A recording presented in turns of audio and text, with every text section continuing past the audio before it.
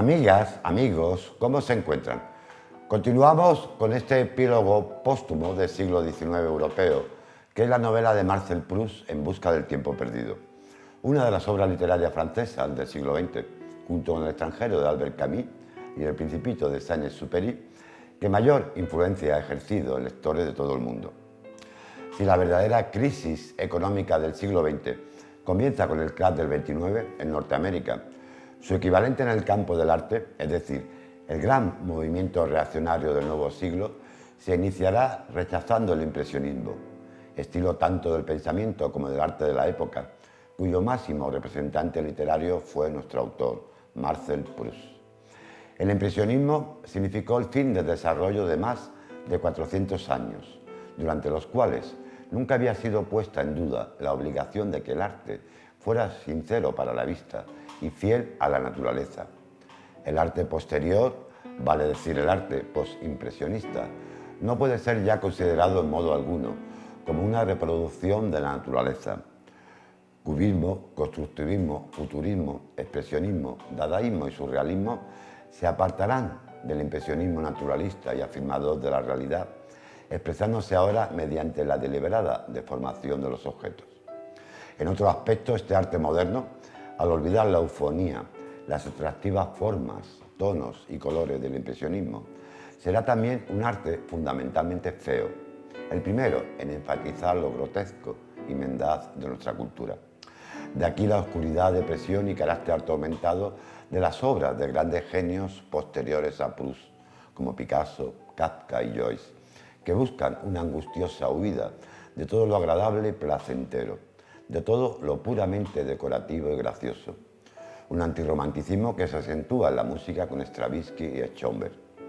La intención ahora será escribir, pintar y componer con la inteligencia, no desde las emociones, escapando así a toda costa del complaciente esteticismo sensual de la época impresionista, cuya máxima representación literaria es precisamente En busca del tiempo perdido, de Marcel Proust.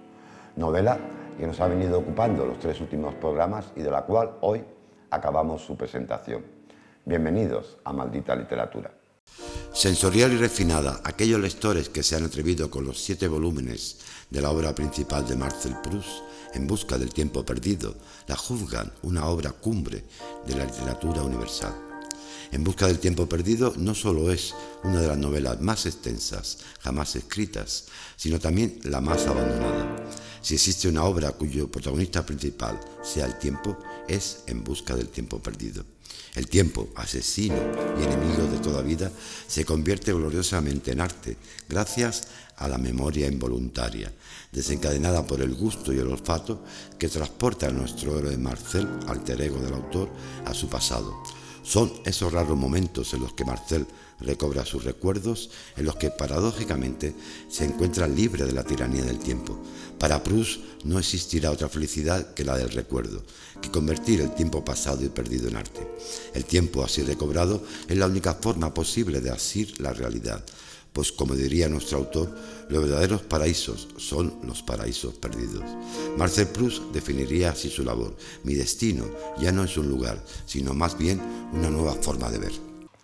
Con el paso del tiempo, además de la vida social agitada que llevaba, Proust profundizaría en su pasión por la literatura, hasta que dio con la obra de un esteta inglés, John Ruskin, que cambiaría la orientación de su vida y de su carrera literaria. Al fallecer este en 1900, Proust decidió iniciar la traducción de su obra, ya que Ruskin tenía prohibido hacerlo mientras él viviera. Los padres de Proust desempeñaron un papel determinante en este trabajo. El padre lo aceptó como un medio de poner a trabajar a un hijo que se rebelaba contra las funciones sociales y que acababa de abandonar un trabajo de bibliotecario, el único oficio que algún día tuvo Marcel Proust. El joven Proust había sido nombrado ayudante de biblioteca en La Manzanina, la biblioteca del Instituto de Francia, de 1895 a 1900. Se trataba de satisfacer la presión paterna para conseguir un trabajo, aunque no fuera remunerado. Como era de prever, no lo ejerció nunca. En cuanto pudo, pidió baja por enfermedad, nobleza obliga, ya que el polvo agudizaba sus crisis asmáticas. Solo se desplazaba a la biblioteca una vez al año para renovar su puesto, adscrito al depósito legal.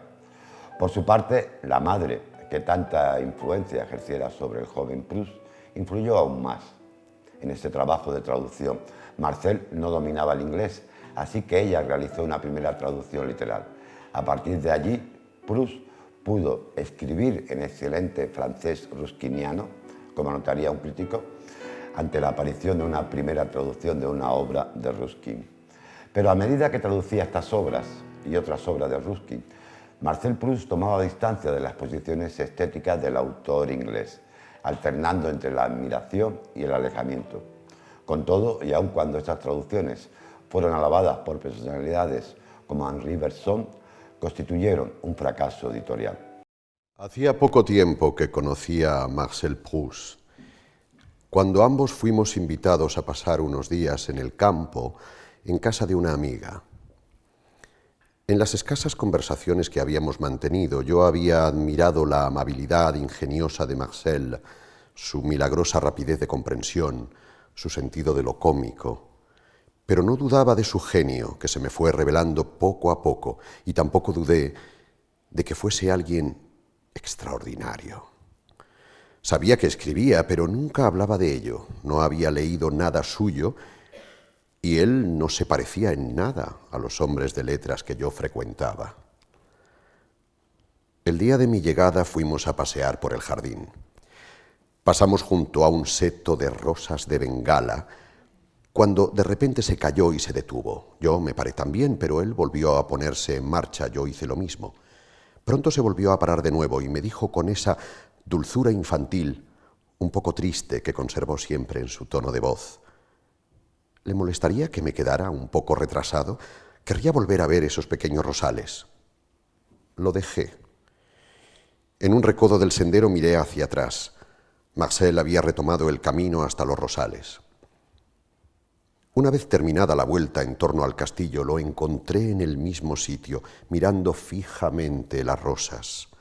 Con la cabeza inclinada y el rostro grave, encogía los ojos con las cejas fruncidas, como por un esfuerzo de atención apasionada, y con su mano izquierda apretaba obstinadamente entre sus labios el extremo de su bigotito negro, mordisqueándolo. Me di cuenta de que me oía venir, que me veía, pero que no quería ni hablar ni moverse, así que pasé sin pronunciar una palabra. Transcurrió un minuto y escuché a Marcel que me llamaba. Me giré, él corría hacia mí, me alcanzó y me preguntó si no estaba enfadado. Lo tranquilicé riendo y retomamos nuestra conversación interrumpida. No le hice ninguna pregunta sobre el episodio de los rosales, ningún comentario, ninguna broma. Vagamente comprendí que no era necesario. ¿Cuántas veces con posterioridad asistí a escenas similares? ¿Cuántas veces observé a Marcel en esos momentos misteriosos en los que se comunicaba totalmente con la naturaleza, con el arte, con la vida? En esos minutos profundos en los que todo su ser, concentrado en un trabajo trascendente de penetración y de aspiración alternadas, entraba, por decirlo de alguna manera, en estado de trance, en donde su inteligencia y su sensibilidad sobrehumanas, bien por una serie de fulguraciones agudas, bien por una lenta e irresistible infiltración, llegaban hasta las raíces de las cosas y descubrían lo que nadie podía ver, lo que nadie ahora verá jamás.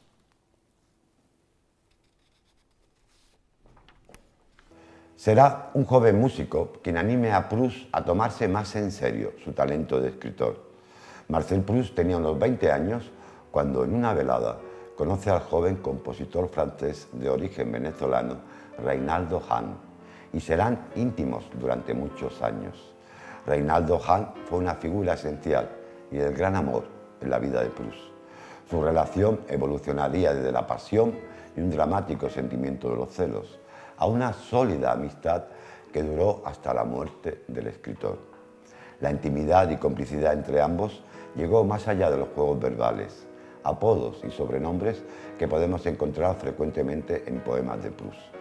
Juntos vivieron momentos cumbre de su tiempo, como las temporadas de los ballets rusos en París, y su posición les permitiría alternar con figuras de la talla como Picasso, Stravinsky o Nijinsky. Reinaldo Hahn, designado posteriormente director de la Ópera de París, cargo en el que se mantuvo hasta su muerte en 1947, será también un compositor dotado, como comprobamos en esta bellísima canción, ideada como un homenaje a Juan Sebastián Bach y que lleva por título A Cloris.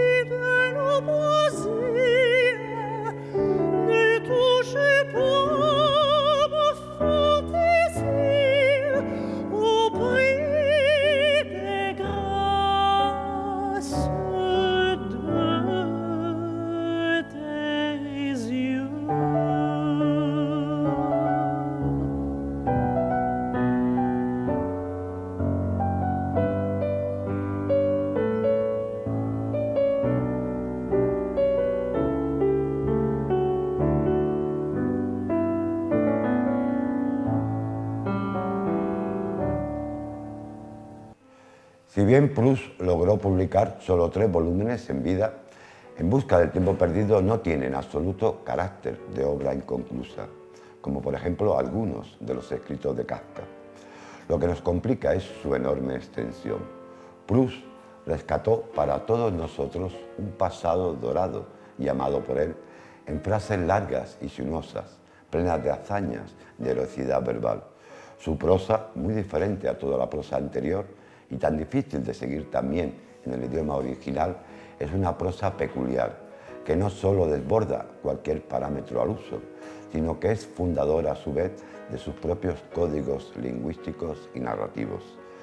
Desde su primera traducción al castellano, iniciada en 1922 por un muy joven Pedro Salinas, de los 2 primeros tomos y parte del tercero, mientras aún vivía su autor, la historia de esta novela de más de 3.000 páginas, desafiando la audacia de los traductores, decidido a medir sus talentos contra empresa tan monumental y compleja, continuó y aún continúa expandiéndose. El poeta del 27 dejó ahí la cosa y la tarea prosiguió a lo largo de un periodo de 50 años, con todas sus vicisitudes, de la mano de José María Quiroga Pla, y fue rematada por Consuelo Bergues, hasta llegar a la que fue la edición canónica que Alianza Editorial lanzó sucesivamente. Al quedar libres los derechos de Proust, nuevas ediciones francesas demostraron que aún había nuevo material por editar, y en el año 2000 se realizaron 2 nuevas traducciones al castellano, una monumental publicada por la editorial Valdemar, a cargo de Mauro Armiño, y otra bajo los auspicios de Lumen, a cargo del traductor Carlos Manzano. Marcel Proust nació y murió en París y la ciudad marcó tanto su vida personal como su trayectoria literaria, influencia que analiza por primera vez el Museo Carnavalet de París. Marcel Proust, un roman parisien, abre sus puertas este jueves y hasta el próximo 10 de abril acerca al público al París del literato, elevado a la categoría de mito gracias a su obra cumbre En busca del tiempo perdido. Las casi 300 piezas expuestas entre pinturas, esculturas, fotografías, maquetas, ropa y accesorios o manuscritos, así como adaptaciones cinematográficas de su obra, suponen una inmersión en su universo y en la vida en la ciudad de finales del siglo XIX a principios del siglo XX. Et j'aurais envie de dire à tout lecteur qui commence que ça va être un immense voyage, un voyage introspectif en fait, puisque ce que Marcel Proust décrit, au-delà effectivement des événements de contexte historique, culturel, ce que Marcel Proust décrit, c'est l'itinéraire d'un être humain qui traverse des épreuves, l'amour, le désir, la mort, la réalisation de soi, l'éblouissement devant l'art, et que ces épreuves sont communes à beaucoup d'entre nous. Porque más allá de Illiers, de donde procedía su familia paterna, París fue para Proust su escenario casi exclusivo. Su infancia y adolescencia, época en la que descubrió su homosexualidad, transcurrió por los jardines de los Campos Elíseos y el Liceo Condorcet, el instituto de las élites liberales e intelectuales de la Tercera República Francesa. Sus principales direcciones son prácticamente las mismas que las de los personajes de sus novelas, y así está reflejado en distintos mapas de los lugares emblemáticos de uno y otros. El Museo Carnavalet explora el París que aparece en los 7 volúmenes de esa obra magna, 3 de ellos póstumos, porque falleció sin haber podido acabar su edición. La exposición tiene lugar en el 150 aniversario del nacimiento de Proust y a 1 del centenario de su muerte.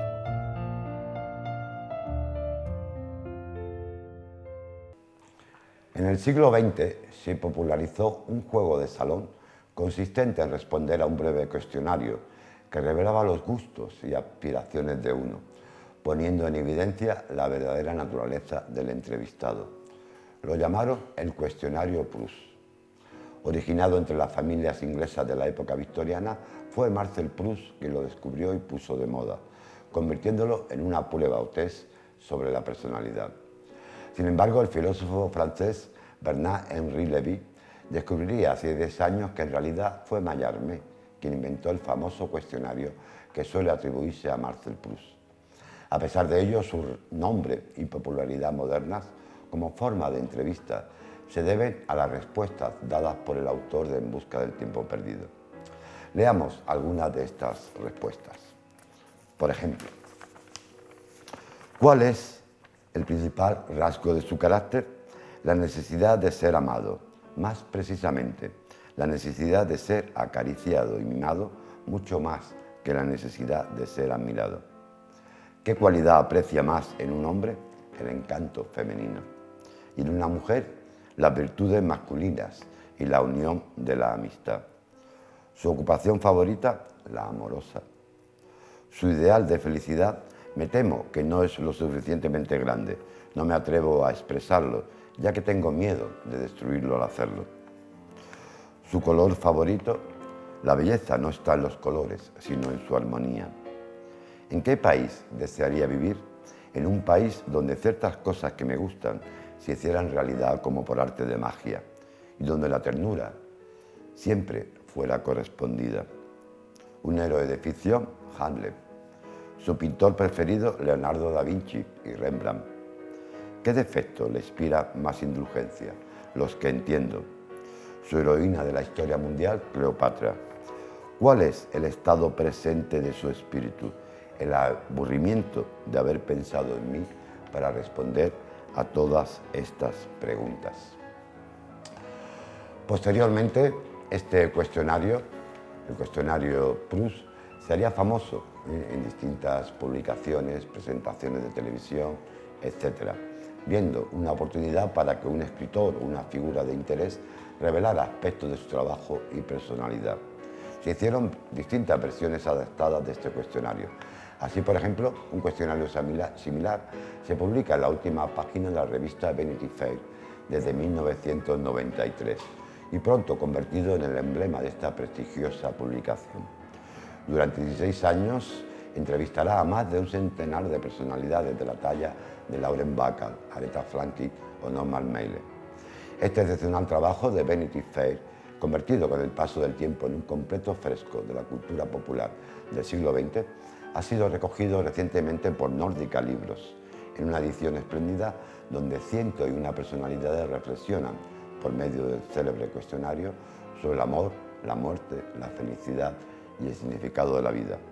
Gracias al cuestionario Proust, nos sorprenderá, por ejemplo, saber que el gran miedo de Arnold Schwarzenegger es la depilación brasileña. Parece ser que tuvo una mala experiencia con ella. Descubrimos también que los escritores favoritos del director Robert Altman son Raymond Carver y Roald Dahl, que Mitchell Kane se describe como un amante de los thrillers, que el escritor favorito de Lauren Bacall es el dramaturgo Tennessee Williams, mientras que el de referencia del diseñador Oscar de la Renta es Cervantes, que Brigitte Bardot, al igual que Kirk Douglas y el citado Oscar de la Renta, prefieren a Don Quijote como héroe de ficción, y que David Bowie consideraba la lectura como su ideal de felicidad perfecta.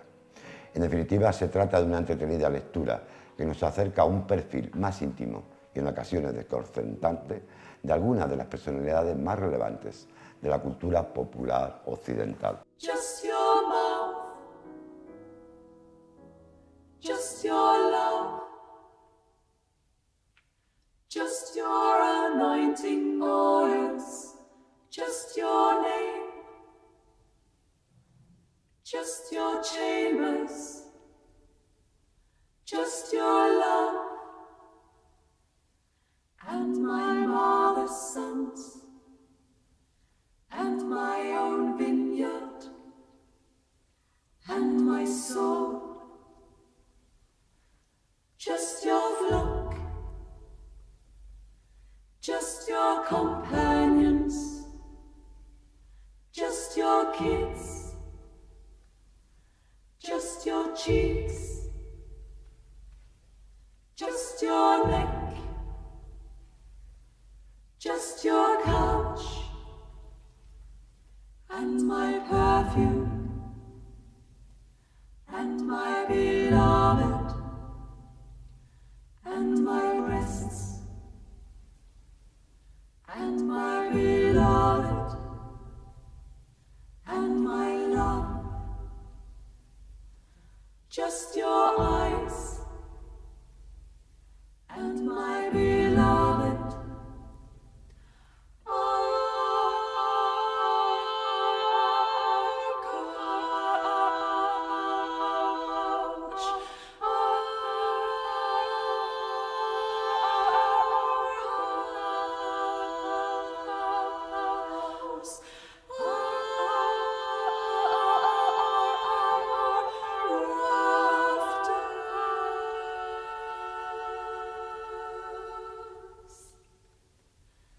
And my love, and my beloved, just your shadow, just your fruit, just your banner over me, just your left hand, just your right hand, and my beloved, and my beloved.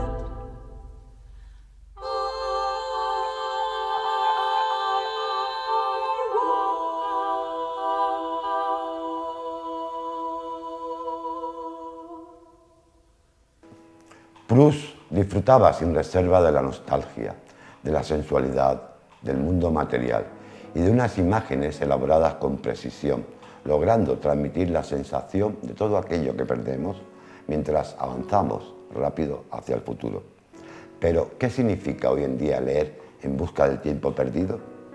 En este atareado mundo de realidad virtual e Internet, donde la prisa psicológica ha sustituido y dejado atrás a la mera velocidad tecnológica, la lectura de esta monumental narración sobre la decadencia última de la aristocracia de los años posteriores y últimos del siglo XIX significa, entre otras muchas cosas, un verdadero elogio de la lectura y del paraíso de la infancia, ya que, como decía Proust, los verdaderos paraísos son los paraísos perdidos y, al fin y al cabo, nos enseñó Vatel, la literatura es la infancia, al fin recuperada.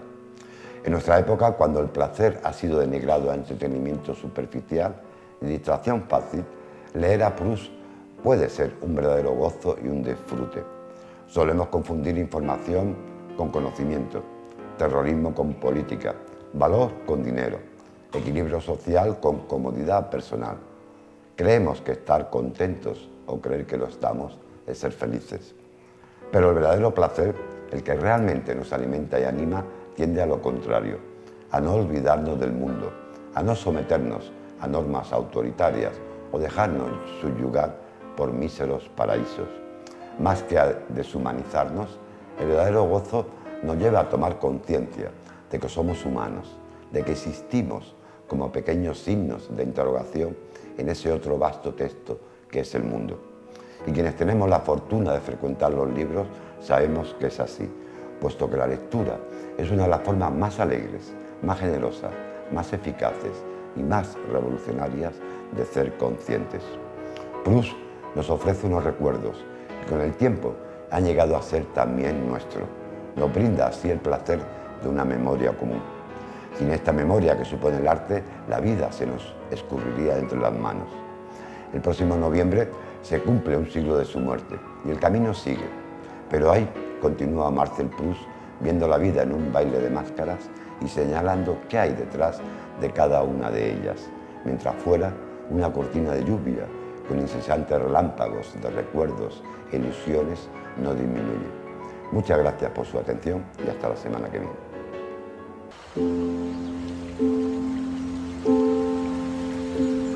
Les jours anciens recouvrent peu à peu ceux qui les ont précédés et sont eux-mêmes ensevelis sous ceux qui les suivent.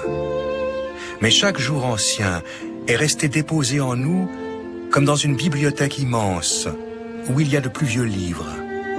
Un exemplaire que sans doute personne n'ira jamais demander. Pourtant, que ce jour ancien traversant la translucidité des époques suivantes remonte à la surface et s'étende en nous, qu'il couvre tout entier, alors, pendant un moment, les noms reprennent leur ancienne signification, les êtres leur ancien visage, nous, notre âme d'alors. Par le jour le plus beau, s'éclairait soudain non seulement les tâtonnements anciens de ma pensée, mais même le but de ma vie, et peut-être de l'art.